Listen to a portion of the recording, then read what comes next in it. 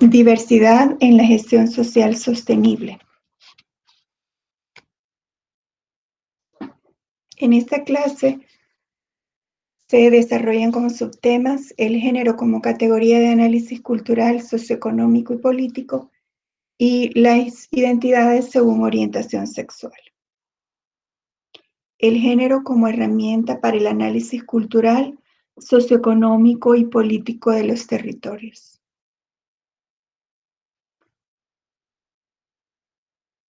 Aquí se definen conceptos claves para entender las identidades de género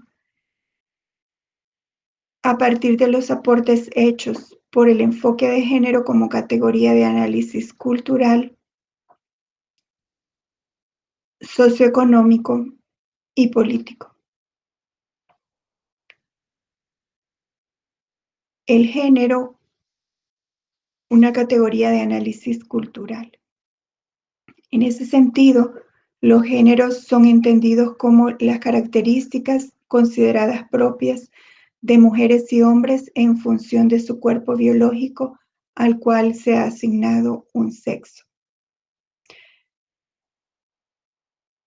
Se trata de una característica reconocida y asignada, histórica, que refleja y cambia según cada lugar y momento. No es lo mismo ser mujer en El Salvador en 2020 que en 1950. Y tampoco es lo mismo ser mujer en El Salvador en 2020 que en Suecia. Se trata de características socialmente construidas y transmitidas. Responde a un acuerdo entre personas en una sociedad particular y por lo tanto es explicable, pero en tanto acuerdo entre personas también es modificable. Luego se trata de una categoría relacional, ¿verdad? No se puede entender la situación de las mujeres sin hacer referencia a la de los hombres. No pueden ser analizados de manera aislada. Se trata de características asimétricas o jerárquicas, no neutrales, que llevan una valoración diferencial. Hay una jerarquía entre uno de los sexos considerados como superior, más fuerte, más racional, etcétera, respecto de otro. Es contextual, ¿verdad? Al interactuar con otras variables. Ya en la clase anterior hicimos referencia a la categoría de interseccionalidad, como diferentes variables como el sexo, la edad o el área de residencia se entrecruzan, como en el ejemplo que se puso de las mujeres jóvenes viviendo en área rural. Y luego es institucionalmente estructurado, ¿verdad? Es reconocido por instituciones específicas como la familia, la escuela, la comunidad, el trabajo, el Estado, etc. Se trata de un concepto que resalta las diferencias entre mujeres y hombres, subraya cómo dichas diferencias son construidas de manera sociocultural, permite también combatir el determinismo biológico, incluyendo en el análisis la dimensión sociocultural de las diferencias. El cuerpo no es destino.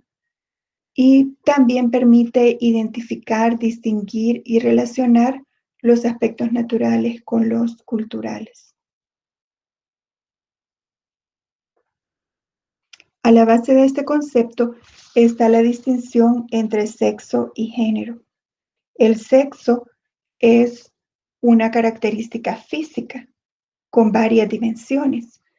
La parte genital, con la apariencia externa de los órganos reproductores, gonadal, ¿verdad? Con la presencia de ciertas glándulas, hormonal, con la composición con mayor presencia de testosterona o de estrógenos según el sexo.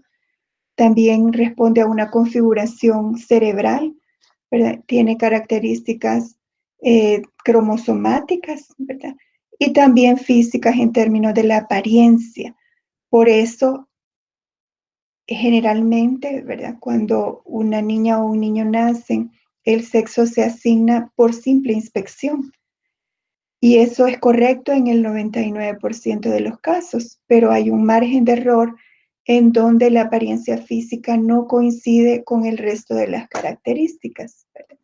Y es donde hay estas desfases entre lo físico y la identidad de género, y también entre lo físico, la identidad de género y la orientación sexual, como veremos más adelante.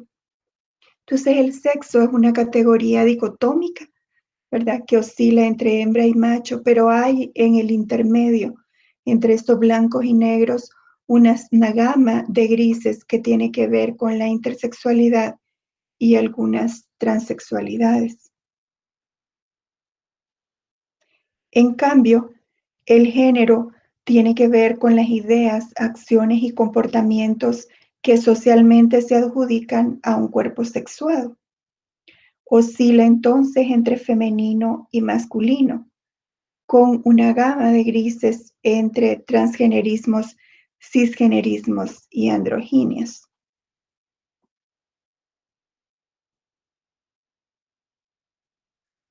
Estos dos conceptos dejan claro que nadie es 100% macho, ni 100% hombre, ni 100% masculino, ni 100% heterosexual. Al inicio de los estudios de género, se afirmaba que el sexo, en tanto que rasgo biológico, era algo dado, con lo que se nacía y que no podía cambiar, mientras el género, en tanto rasgo socialmente construido, era algo dinámico, como resultado de acuerdo entre personas, en una sociedad, en un lugar y en un momento particulares, que podía, por lo tanto, ser cambiado. Sin embargo, la experiencia ha mostrado que el sexo es algo mucho más plástico y maleable por medio de maquillaje o cirugía,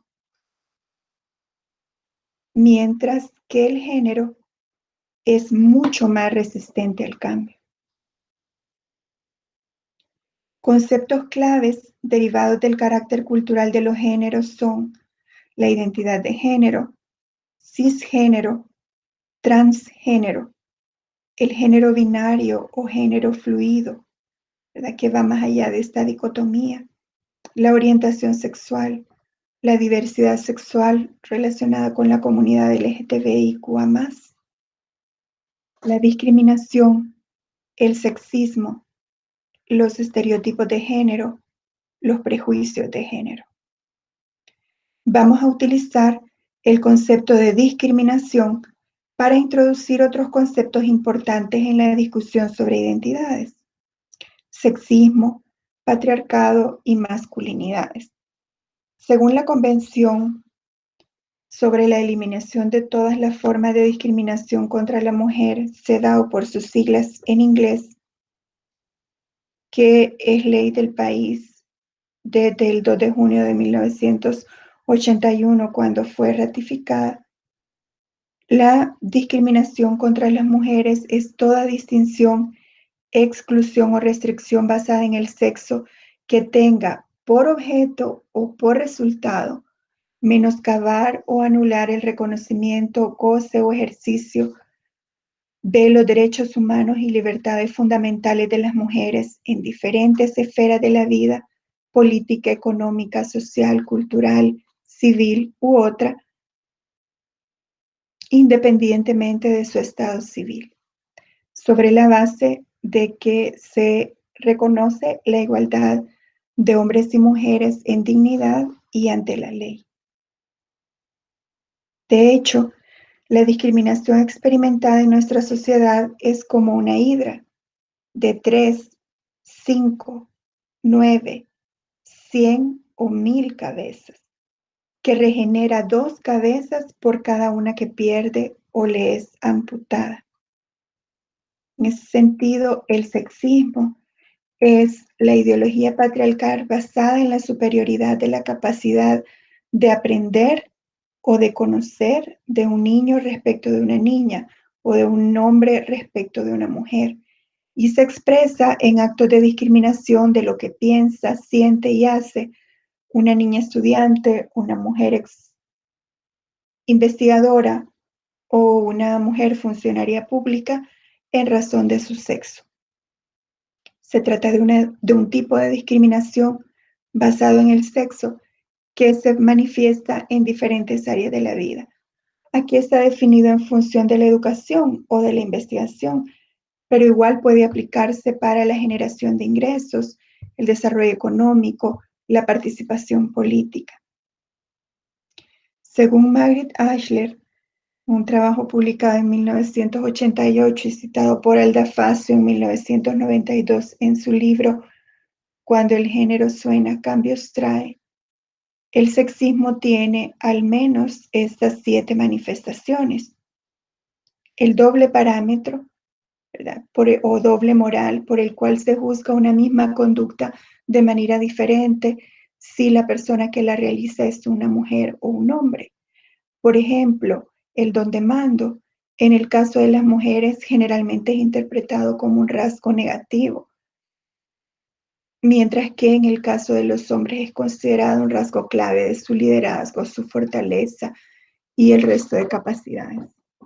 Luego está el dicotomismo sexual, en donde se analiza la realidad de manera polar, ¿verdad? Asociando ciertos rasgos a hombres y el opuesto a las mujeres. Por ejemplo, los hombres son considerados racionales, fuertes, que trabajan fuera de la casa para generar ingresos y que pertenecen al mundo público. En el caso de las mujeres son consideradas más emotivas, ¿verdad? Débiles, que generalmente son responsables del trabajo de cuidado no pagado dentro de la casa y que pertenecen, por lo tanto, al mundo privado. Asociado a esta visión dicotómica polar de las características femeninas y masculinas está el deber ser de cada sexo, ¿verdad? En donde se valoran ciertas cualidades como propias de una mujer y otras como propias de un hombre. La insensibilidad al género tiene que ver con el no reconocer en la planificación del desarrollo, por ejemplo, a nivel municipal, que la variable género es una variable importante a ser considerada. Para empezar, con la desagregación de la información por sexo, para poder contar con un diagnóstico lo más acertado posible sobre la situación de la población en el municipio. También están la sobregeneralización y la sobreespecificación. Cuando se identifican o se hace mucho énfasis en una investigación o en un diagnóstico en los rasgos que diferencian a hombres y mujeres cuando en realidad hay muchos más elementos en común. O al contrario, cuando se homogeneiza a la población ignorando las diferencias y las particularidades que existen entre hombres y mujeres. Luego está el androcentrismo, que es considerar lo masculino como el centro, la medida y lo mejor en la realidad. Las formas extremas de manifestación del androcentrismo son la misoginia o el odio de lo femenino, que lleva incluso al feminicidio, a la eliminación de la persona, ¿verdad? Del cuerpo, y la ginopia, ¿verdad? El no ver, el descalificar, el no reconocer lo femenino y sus aportes. Todas estas manifestaciones de sexismo pueden ser identificadas en los gobiernos municipales y en la promoción del desarrollo a nivel territorial. Sería interesante hacer que cada una y cada uno de ustedes hiciese el ejercicio de cómo estas manifestaciones de sexismo pueden ser identificadas en su municipio.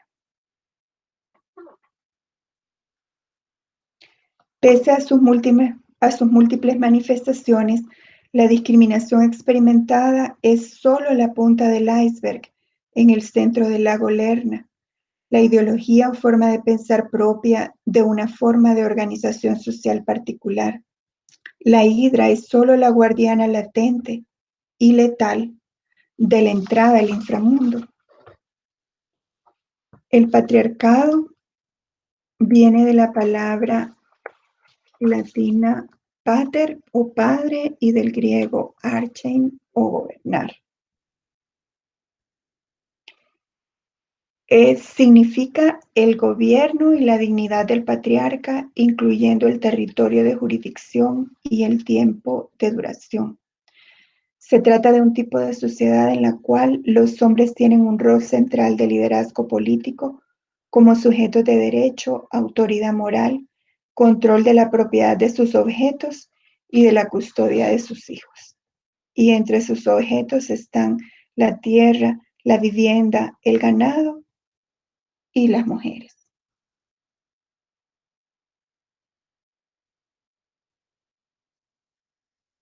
El patriarcado entonces hace referencia a un tipo particular de patriarca.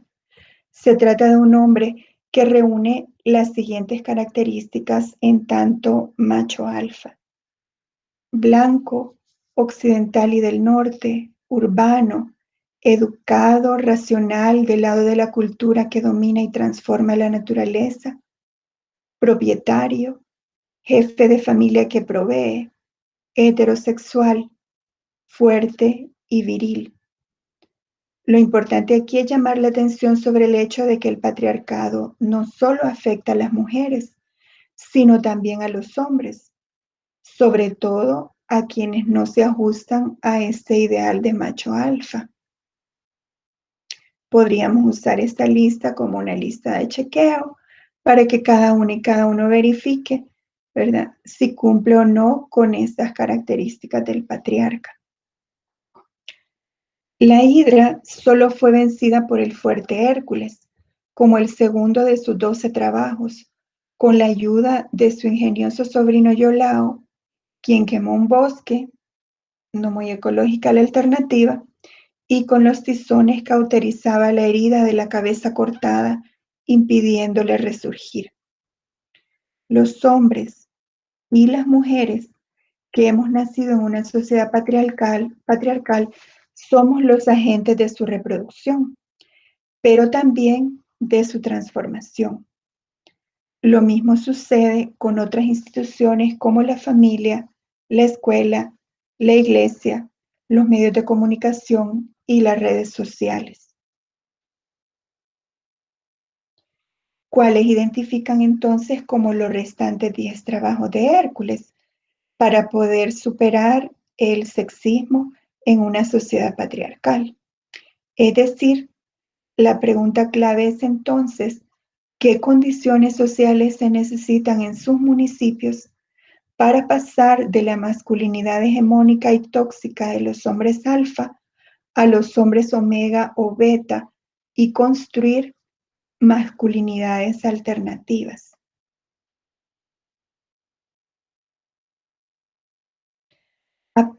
Además de este aporte cultural del enfoque de género, el género es también una categoría de análisis socioeconómico. Dijimos, en ese sentido, los géneros son entendidos como una nueva forma de interpretar la realidad para identificar los diferentes papeles y tareas, ya no solo la identidad, de las mujeres y los hombres en la sociedad, así como las asimetrías en las relaciones de poder y las brechas inequitativas entre género para que, reconociendo las causas que las para superar dichas brechas en diversos ámbitos.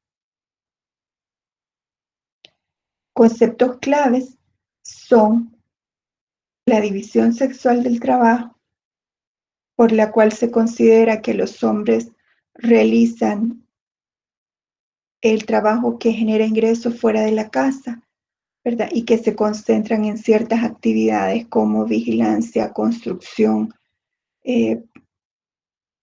producción agrícola, por ejemplo, en contraste con las mujeres consideradas como responsables de las tareas de cuidado en el hogar y que se insertan en labores asociadas a ese cuidado, ya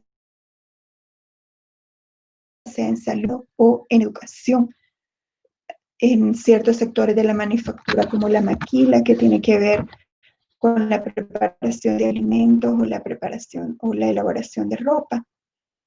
La segmentación horizontal y vertical del mercado de trabajo. La segmentación horizontal tiene que ver con mujeres trabajando en diferentes sectores de la economía Ya dijimos mujeres en maquila, hombres en seguridad o en construcción. Y también hay una segmentación vertical, por la cual algunas actividades como la maquila, las mujeres son la mayoría de las operarias, pero la minoría en puestos de dirección y toma de decisiones.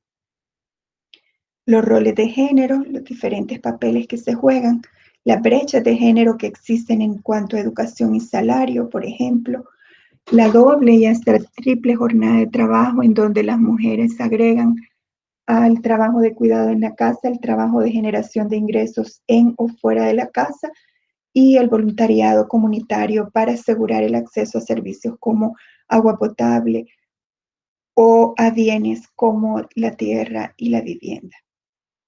La pobreza de tiempo derivada de esa triple jornada de trabajo, la segregación entre espacio privado femenino y espacio público masculino, en donde las mujeres somos consideradas tanto en el empleo como en la política como intrusas. Y la economía solidaria del cuidado. El género es además una categoría de análisis político. En ese sentido, los géneros son entendidos como una invitación, ¿verdad?, a participar, a actuar de manera colectiva para transformar las inequidades, cuestionar el patriarcado como sistema de dominación y reconocer la construcción sexista de la sociedad que deriva de dicho sistema. Se trata de formular propuestas para transformar las desiguales relaciones de poder entre mujeres y hombres, la violencia y la discriminación contra las mujeres. Conceptos claves son el acceso y el control a los recursos, ¿verdad? Una cosa es poder utilizarlos y otra cosa es decidir sobre su uso y destino y sobre el usufructo. La participación en la toma de decisiones, las relaciones desiguales de poder entre hombres y mujeres, de las cuales deriva la violencia de género o la violencia contra las mujeres, las necesidades prácticas de mujeres y hombres que les permiten resolver de manera fácil la vida que tienen con los roles, la identidad y las relaciones que les han sido socialmente asignadas y los intereses estratégicos que les permiten cambiar esa situación en el futuro. Un buen ejemplo de intereses estratégicos es, por ejemplo, la educación o el acceso a la propiedad o al crédito que permite a las mujeres modificar su situación en el futuro. Las diferencias entre condición y posición, ¿verdad? Una tiene que ver con las condiciones de vida y la otra con el lugar que se ocupa en la sociedad, ¿verdad? Subordinado o autónomo.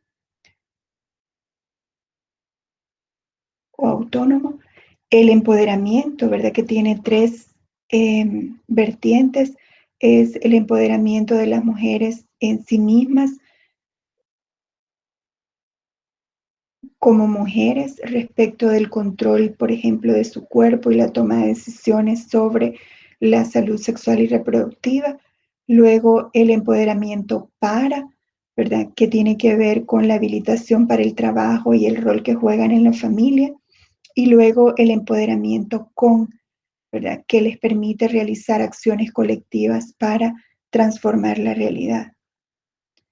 Luego la distinción y la relación que hay entre igualdad y equidad, ¿verdad? La igualdad en términos de una característica consustancial al ser humano, somos iguales en dignidad y ante la ley, pero también se ha introducido en América Latina la noción de equidad para señalar que cada persona, en función de su sexo, su edad y del resto de características interseccionales, tiene diferentes necesidades y exige respuestas más personalizadas. Luego, la igualdad, que tiene diferentes apellidos, ¿verdad?, de oportunidades, de acceso, de trato y de resultados. La noción de autonomía, la CEPAL ha propuesto la triple autonomía física con el control del cuerpo y la no violencia, la autonomía económica y la autonomía política.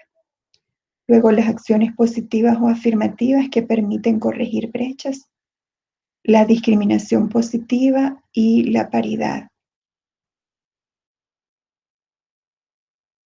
Luego, en términos de planificación del desarrollo a nivel territorial, están como herramientas las políticas, planes, programas y proyectos con enfoque de género, los presupuestos etiquetados de los cuales varios municipios tienen experiencia, la incidencia política o la influencia en quienes toman decisiones, la Contraloría Ciudadana con enfoque de género para presionar a la rendición de cuentas de las personas funcionarias electas. El segundo subtema tiene que ver con la diversidad de identidades, con énfasis en la identidad y orientación sexual. Se habla de identidades salvadoreñas en plural, porque toda cultura es diversa, dinámica, contemporánea. Carlos Benjamín Lara Martínez, en el artículo La dinámica de las identidades en El Salvador, publicado en la revista ECA en 2005, plantea que la identidad salvadoreña no es un fenómeno homogéneo y libre de contradicciones, sino que existen diferentes tipos de identidades difusas que pueden ser complementarias entre sí, pero también pueden entrar en competencia y contradicción. Este autor señala que existen diferentes identidades socioculturales, regionales, locales, étnicas, de estratificación social según su poder social, económico y político, identidades sociopolíticas más en función del partido político que de la ideología, identidades religiosas, de grupo de edad y de género, que fueron abordadas en el subtema anterior. Entre las identidades étnicas, el autor incluye las identidades de las personas indígenas y de las personas salvadoreño-norteamericanas, pues se han visto influenciadas por identidades de distintos países. Sin embargo, también hay que incluir las identidades de las personas afrodescendientes, como se vio en el tema 1, y además aquí se agregan las identidades de expresión de género y orientación sexual. La identidad es la percepción profunda que tiene una o uno de sí mismo. Primero, nos percibimos como entes únicos y entendemos que el resto del mundo forma parte de nosotras, nosotros. Luego vamos dándonos cuenta de que el resto del mundo está separado de nosotras y descubrimos primero como seres humanos y luego definimos nuestra identidad sexual al identificarnos como mujeres o como hombres. Eso como polos de un continuo entre los cuales es posible que haya personas cisgénero en quienes coincide el sexo biológico con la identidad cultural de género y con la orientación sexual. Pero también pueden haber personas que critican el modelo binario mujer-hombre como estas dicotomías irreconciliables y defienden el potencial de dinamismo o fluidez de las identidades sexuales, como las personas andróginas, que no se ven reflejadas en el género masculino o femenino y que tienen características físicas que pueden considerarse ambiguas.